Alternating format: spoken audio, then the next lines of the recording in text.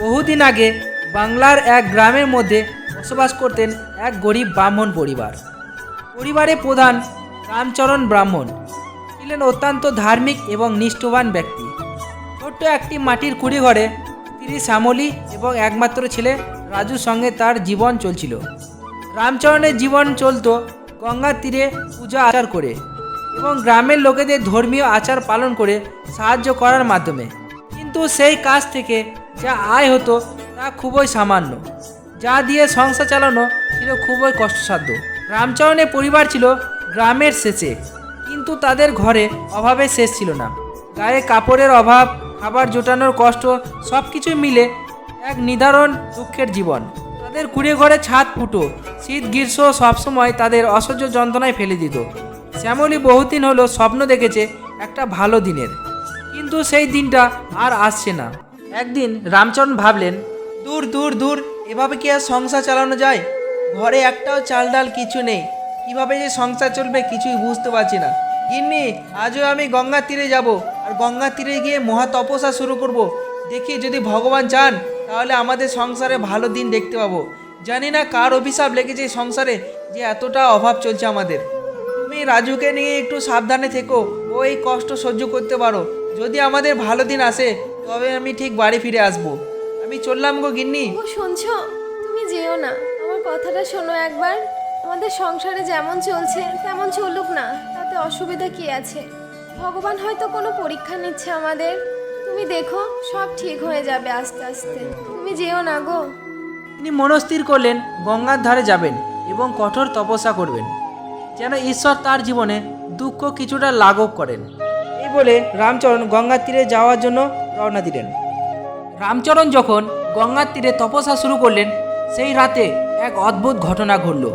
সন্ধ্যা হয়ে আসছিল, আকাশে মেঘ জমেছিল, যেন ঝড় আসতে চলেছে। শ্যামলী আর রাজু ঘরের মধ্যে বসে, হঠাৎ দরজায় এক অজানা ধাক্কা পড়ল। হঠাৎ শ্যামলী ও রাজুর বুকটা কেঁপে উঠল। এত রাতে আবার কে এলো? দেখি তো বাইরে গিয়ে। শ্যামলী দরজা খুলে দেখলেন এক অচেনা লোক দাঁড়িয়ে আছেন। লোকটির গায়ের রং কালো, চোখ দুটি যেন জ্বলন্ত কয়লার মতো লাল, কে আপনি? আর কাকে চাই? আর তার মুখে একটা অদ্ভুত হাসি। লোকটি বলল, আমি খুব ক্লান্ত, সারা দিন হাঁটছি, একটু আশ্রয় হবে মা? শ্যামলী আতঙ্কিত হলেও একজন ব্রাহ্মণের ধর্ম অনুসারে সাহায্য করলো। আমাদের ঘরে কিছুই নেই, আপনি থাকতে পারেন। এরপর শ্যামলী লোকটাকে বাড়িতে আসার জন্য আহ্বান জানালো। একটু জল দেবো আপনাকে? হ্যাঁ মা, একটু জল দাও। লোকটি মৃদুস্বরে তাকে জল চাইলো। এরপর লোকটি হঠাৎ করে বলে উঠল, তোমাদের এই দুঃখের দিন খুব তাড়াতাড়ি পুরাবে মা। আমি তোমাদের জন্য ভালো কিছু করব। আজ রাতে আমি এখানেই থাকবো। এই কথাটি বলে লোকটি এক কোণে গিয়ে বসে পড়ল। লোকটি এক কোণায় বসে আর শ্যামলী তাকে দেখে ক্রমে অস্তিত্ব অনুভব করছিল। তখন রাত বাড়তে থাকলো। রাজু মায়ের কোলে শুয়ে পড়েছিল। ঘরের ভেতরে এক অদ্ভুত ঠান্ডা অনুভব হচ্ছিল, যা কোনোভাবেই স্বাভাবিক ছিল না। লোকটির চোখে ক্রমশই অদ্ভুত আলোর ঝিলিক দেখা যাচ্ছিল।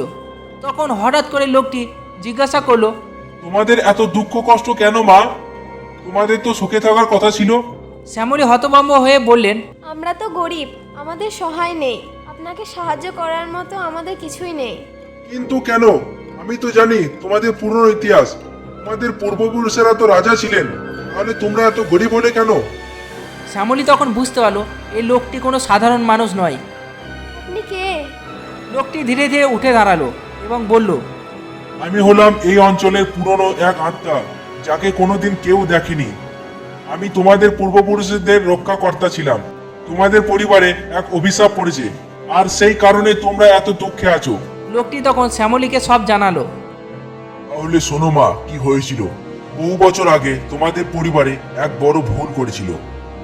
তোমাদের পূর্বপুরুষরা একজন দরিদ্র মানুষকে প্রতারণা করে তার জমি দখল করেছিলেন। সেই দরিদ্র মানুষ মারা যাওয়ার আগে অভিশাপ দিয়ে গিয়েছিল যে তোমাদের বংশধররা চিরকাল দরিদ্রের মধ্যে কাটাবে। সেই অভিশাপের ফলে আজ তোমাদের এই দুর্দশা। লোকটি বলল, মা, এই অভিশাপ ভাঙা সম্ভব, তবে তার জন্য তোমাদের আত্মত্যাগ করতে হবে। শ্যামলী আতঙ্কিত হয়ে লোকটির দিকে তাকিয়ে বলল, আমরা কি করতে পারি? আমাদের সব কিছুই তো শেষ হয়ে গেছে। লোকটি বলল, তোমাদের কেউ একজন যদি নিজের প্রাণ দিয়ে এই অভিশাপের পরিবর্তে ভালো কিছু উৎসর্গ আশা করে তবে এই অভিশাপ ভাঙতে পারে। শ্যামলী হতবাক হয়ে গেল। কিন্তু শ্যামলী জানতেন রামচরণ এবং রাজুর ভবিষ্যৎ বাঁচানোর জন্য তাকে কিছু একটা করতে হবে। রাত বাড়তে থাকলো, লোকটি চলে গেল। সকালে রামচরণ ফিরে এলেন। আরে রাজু, গিন্নি, কোথায় গেলে গো সব? এই দেখো আমি বাড়ি ফিরে এসেছি। তো এত তাড়াতাড়ি ফিরে এলে যে? পুজোর কাজ সব শেষ হয়ে গেছে? হ্যাঁ, আমার পুজো শেষ হয়ে গেছে, আর খুব ভালোভাবে পুজো হয়ে গেছে। গিন্নি, আমার খুব খিদে পেয়ে গেছে গো, অনেকটা পথ হেঁটে এসেছি তো তার জন্য। ওই তাড়াতাড়ি খেতে দাও দেখি। আচ্ছা বেশ, তুমি স্নান টান সেরে এসো, আমি রান্না বসিয়েছি, সবাই মিলে একসাথে খেয়ে নেবো তাহলে। হ্যাঁ, আমি নদীতে গিয়ে স্নান করে আছি, তুমি খাবার বেড়ে রেখো। এদিকে রামচরণ নদীতে চলে গেলেন স্নান করতে। রাতের ঘটনার ব্যাপারে সে কিছুই জানতে পারলো না। সে স্ত্রীর চোখে কষ্ট ছাপ দেখলো, কিন্তু শ্যামলী কিছু বলল না। কয়েকদিন পর শ্যামলী নিজেকে নদীতে বিসর্জন দেওয়ার সিদ্ধান্ত নিল, কিন্তু কাউকে কিছু না জানিয়ে। তার বিশ্বাস ছিল তার আত্মত্যাগই পারবে পরিবারের দুঃখ দূর করতে, আর শ্যামলী সেটাই করলো।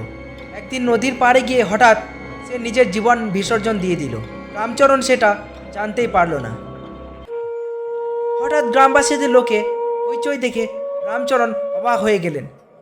রামচরণ কাছে গিয়ে দেখলেন তারও স্ত্রী শ্যামলী। রামচরণ স্ত্রীকে হারিয়ে ভীষণভাবে ভেঙে পড়লেন। শ্যামলীর আত্মত্যাগের পর গ্রামের মধ্যে এক অদ্ভুত পরিবর্তন দেখা গেল। রামচরণের ভাগ্য হঠাৎ বদলাতে শুরু করলো।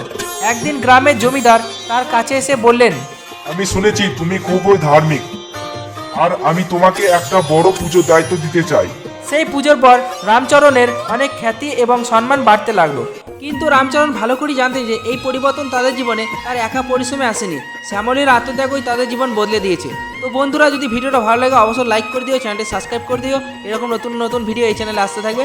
তো সবাই ভালো থেকো, টাটা, বাই বাই।